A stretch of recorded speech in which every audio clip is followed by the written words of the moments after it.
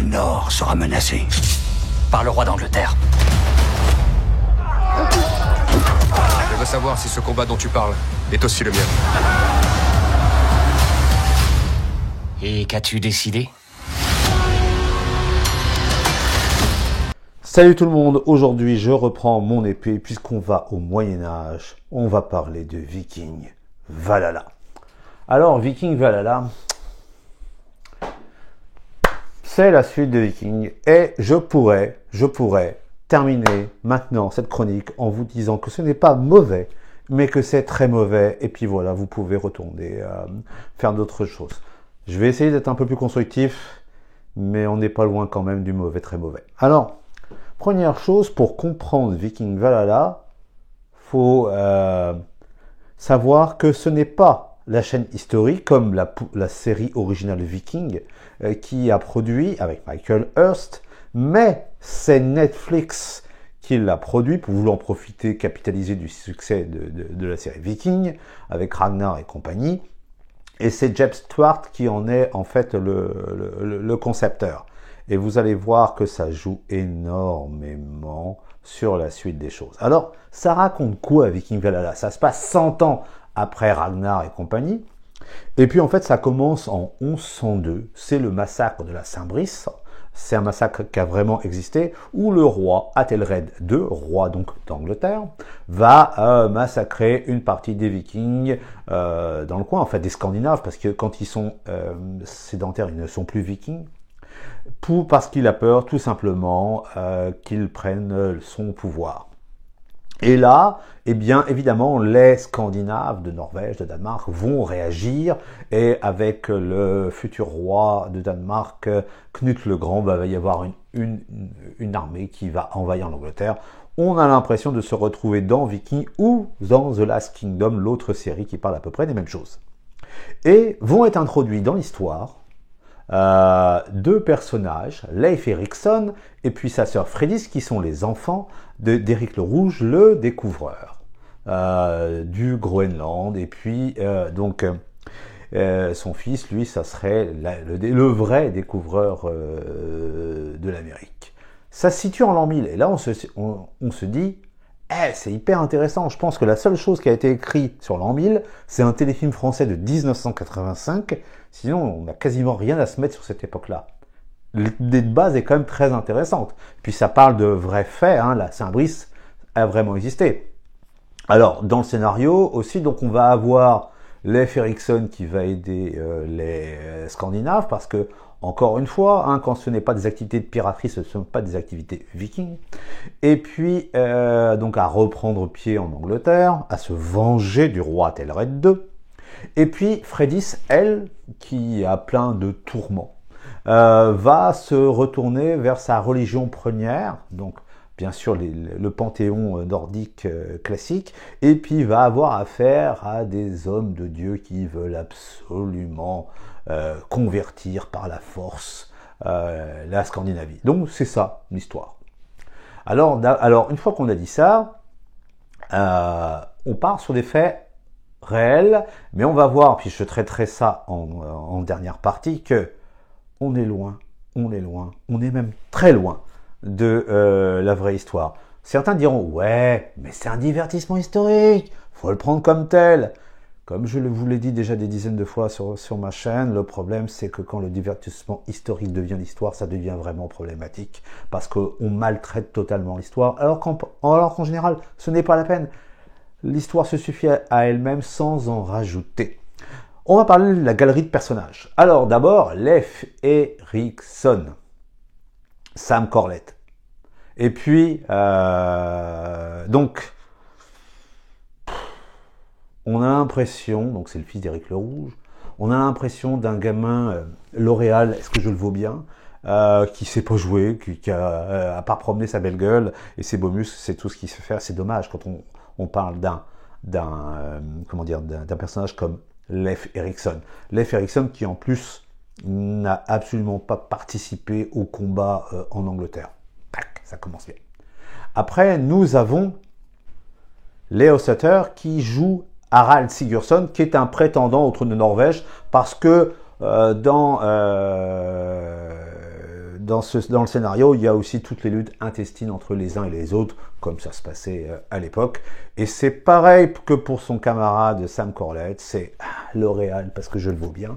Et à part sa belle gueule et ses beaux muscles, il n'y a rien à en tirer. On est très très loin de Travis Fimmel et de Radar Lodbrok.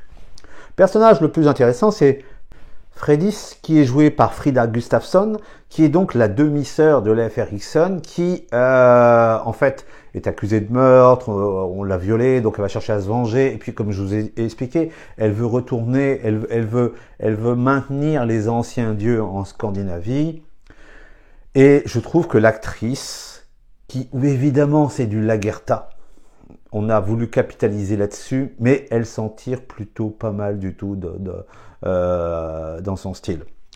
Ce qui est dommage, c'est qu'en fait, encore une fois, comme pour Leif Erikson, Freydis n'a jamais participé aux événements dans lesquels on l'a fait participer. Donc ça, c'est les trois premiers. Après, nous avons alors les personnages qui défilent, Imman Normandie, Knut le Grand, Saint Olaf. Je trouve que les personnages qui sont en second plan sont meilleurs que les gravures de mode qu'on a en premier plan.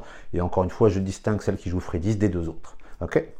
Maintenant, les problèmes. Et je vais commencer par Netflix. Netflix et l'histoire, c'est un problème. Qu'est-ce que je veux dire par là ? Vous avez évidemment, puis je vais dire, c'est bizarre, il n'en a pas encore parlé. Évidemment, vous allez remarquer que à Kattegat, alors qu'en fait elle est gouverneure de Norvège, à Kattegat se trouve le Jarl Haakon. Ah, c'est bizarre, dans l'histoire c'est un homme. Ah, et là ça devient une femme. Et en plus ça devient une femme, pour employer la terminologie actuelle, racisée. Mais où est-ce que Netflix a été sortir ça ? En plus, alors, c'est alambiqué dans la série, puisqu'on nous dit, ben ouais, j'ai été esclave, et puis j'ai réussi à devenir Jarl et tout, mais je veux bien qu'on fasse parfois, qu'on torde l'histoire, scénaristiquement, tu sais, ça arrive. Mais là, c'est du Netflix, tout craché, là, on est dans les histoires stratosphériques, là. Génial, bravo, rien que ça, quand j'ai vu ça, j'ai failli arrêter la série, je dis, je vais quand même la continuer parce que je veux faire ma vidéo. Bref, donc ça c'est la première chose qui va pas, donc la sauce Netflix.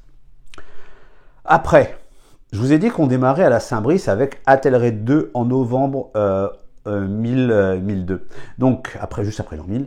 Et puis je vais me limiter dans les bêtises parce que j'en prends que 3 parce que c'est pas la peine, il y en aurait tout le temps. Athelred 2 dans la série, il a 75 ans.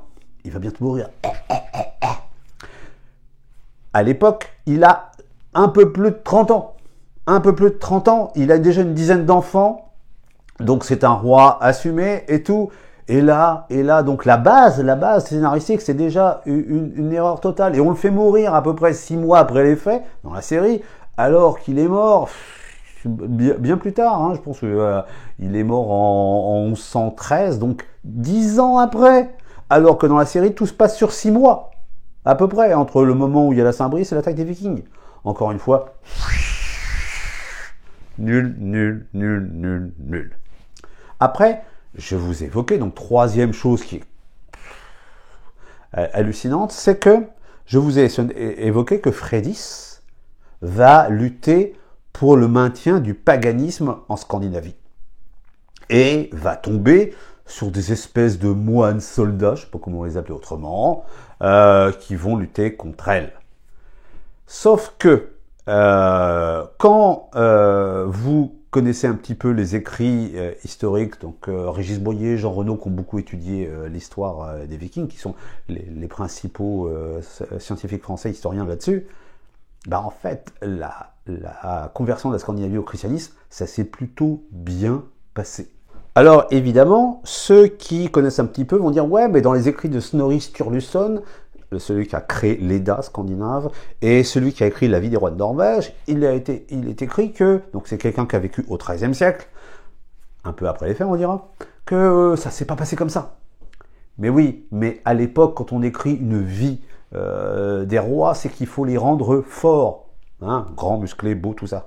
Donc, évidemment, on va glorifier ces actes, on va pas les minimiser. Donc, ce qui est montré dans La vie des rois de Norvège comme, eh bien, il a fallu montrer les muscles pour christianiser les Scandinaves, dans la vérité, ça s'est pas passé comme ça. Oui, il y a eu un petit peu de résistance, mais pas énorme. Donc, ce qui est montré dans la série, donc à la fois Freddy's, qui n'a jamais été en plus là en Scandinavie, hein, à ce moment-là des faits, donc et qui lutte contre ces fameux moines soldats qui n'existaient même pas à l'époque. Tu sais, là, on est dans de l'antichristianisme profond, là. C'est les méchants moines soldats contre la gentille Freddy's. Et je trouve que le personnage de Freddy's c'est très bon, mais encore une fois, ça rapporte quelque chose qui n'a pas existé du tout.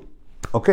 Donc là, en 3 faits, on voit les libertés immenses prises par Netflix avec l'histoire. Et je sais plus quoi dire. Alors oui, est-ce que la série se regarde? Évidemment, c'est plutôt bien enlevé. Est-ce que les combats sont forts? Ouais, mais c'est toujours la même chose, et on se rentre dedans, puis joyeusement. Et puis après, à part les soldats saxons qui sont à peu près raccords par rapport à la vérité historique, là, les Vikings sont restés des Vikings, hein, comme ils étaient du temps de Ragnar, donc pas évolué du tout au niveau de l'armement. Ce qui est faux, oui, il y a de l'argent, oui, on voit bien les villes, tout ça. On voit bien que Netflix a mis de l'argent, mais Netflix a mis de l'argent avec un mauvais scénario. Voilà.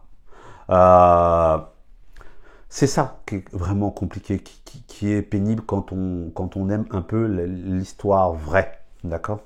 Alors, que dire de plus? Il y a une saison 2, alors qui se passe en moitié dans la Rousse, la future Russie, qui est pas mieux. Et alors là, j'ai vu qu'ils allaient sortir une saison 3. Et là, on voit donc le personnage joué par Léo Sutter, qui se retrouve à Byzance. Pourquoi pas, enfin à Constantinople. Et là, il est habillé, et là je vais vous mettre vous verrez la photo à toute fin, comme un général romain. Là, on est à Byzance en l'an 1000, hein, c'est pas du tout comme ça. Ok? Donc, encore une fois. Voilà ce que je voulais vous dire, c'est pas très engageant, donc likez, partagez, commentez, abonnez-vous à ma chaîne si ça vous intéresse, et puis on se retrouve une prochaine fois, et je vous laisse avec cette terrible photo. Bye bye tout le monde.